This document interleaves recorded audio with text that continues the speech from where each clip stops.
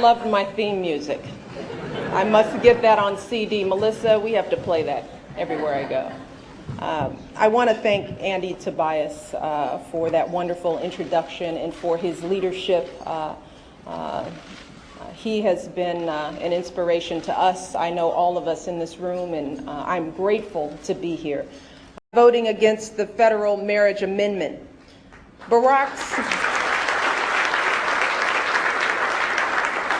Barack's record is clear.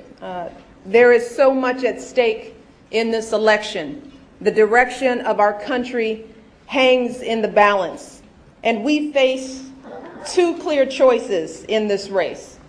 Sort of like what he faced in that church basement. We face the choice between the world as it is and the world as it should be. And we have to ask ourselves in this election, are we willing to settle for the world as it is, or are we willing to work for the world as it should be? And despite the extraordinary challenges we face today, we have one candidate who believes that the country is moving in the right direction, despite the inequalities created over 8 years. And then there's Barack Obama, the other guy.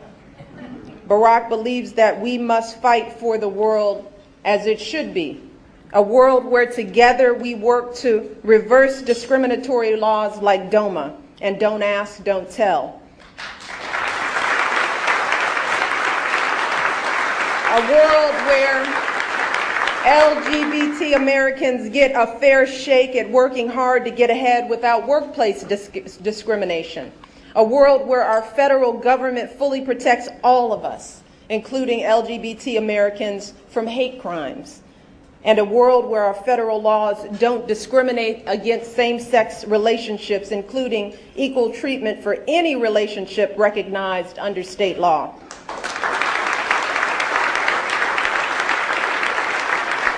A world that recognizes that equality in relationship, family, and adoption rights is not some abstract principle.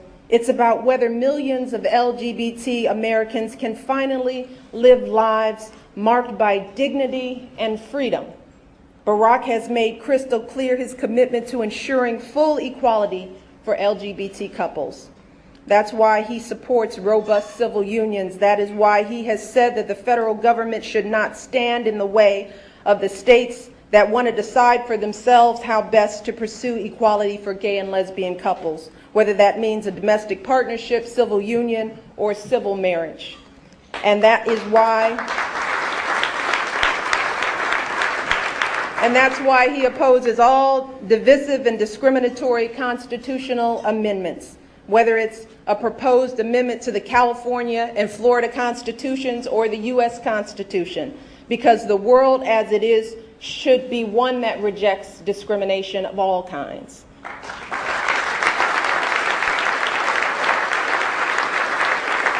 But it's not just about positions that you take.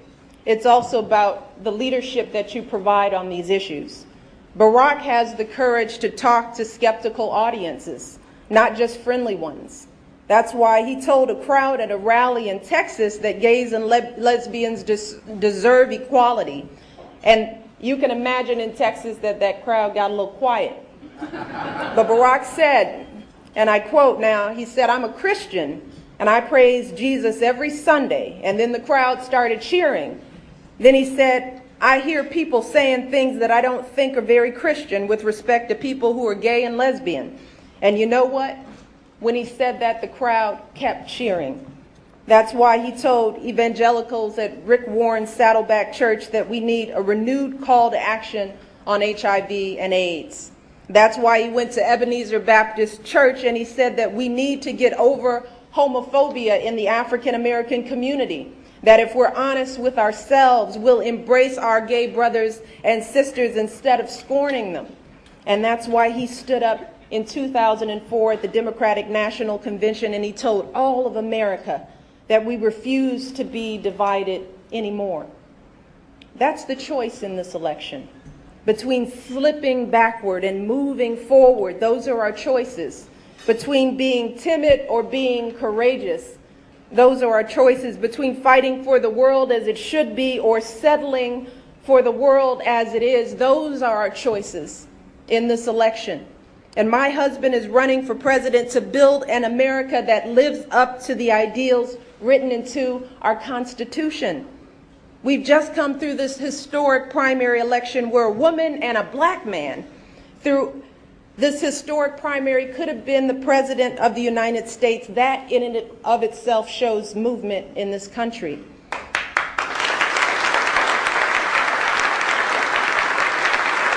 And believe me, this road hasn't been painless, not at all.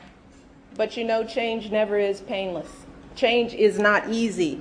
And as I travel this country, I am certain that we have arrived at a moment in our collective history where we're ready to move forward. We are ready. We're ready to create that world as it should be. All across this country, people are hungry for this. So I know which world Barack is going to be fighting for each and every day when he becomes our next president.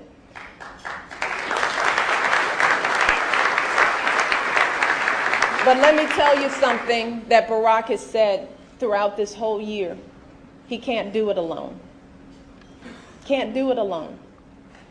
That's why I'm here, because I know he can't do it alone. He said that same thing in that church basement. He said change happens when ordinary people are ready to take the reins of their own destiny. He needs you by his side every step of the way.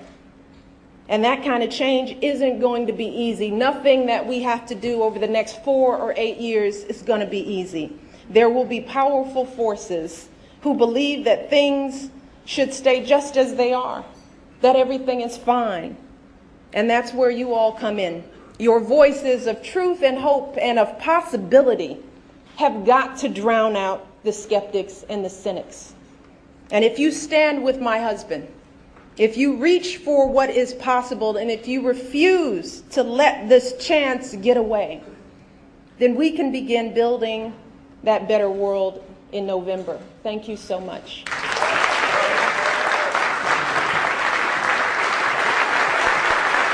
Thank you.